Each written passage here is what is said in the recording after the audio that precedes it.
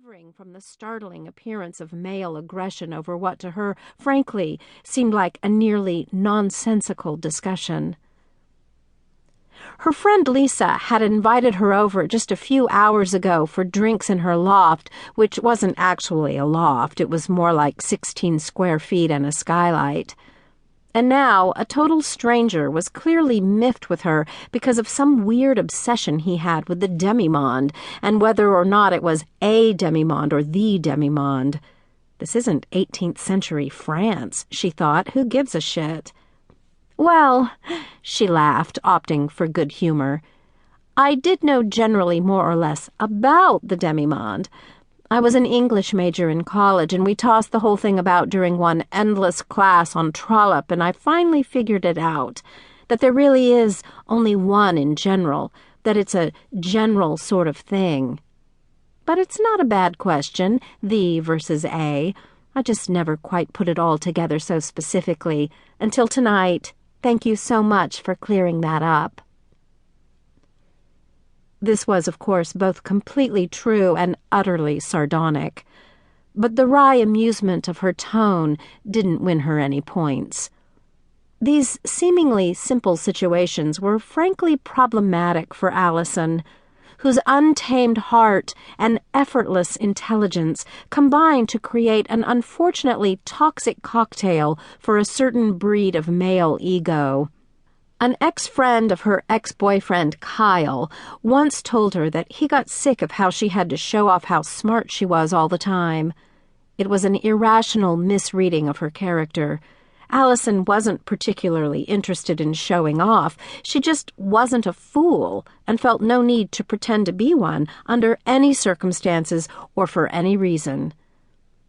Unfortunately, her ex-boyfriend's ex-friend was not the only male creature who had ever mistaken this trait for something less defined and more blameworthy.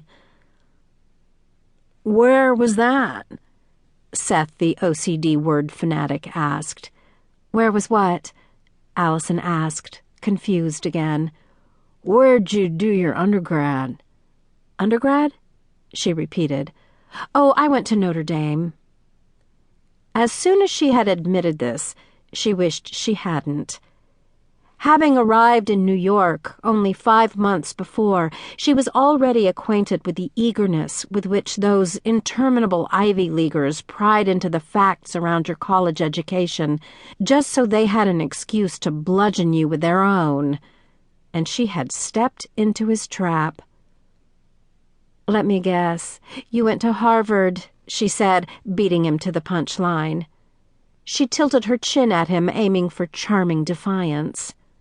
"Well, yes, actually," Seth admitted with a nod. Unfortunately, the charming defiance didn't manage to outshine the leaden fact of Notre Dame.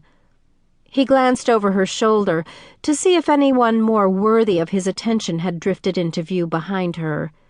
She hated New York at times like this, so full of intellectual phonies, desperate to take any opportunity to assert their superiority in ways that honestly would have been considered just rude in the Midwest.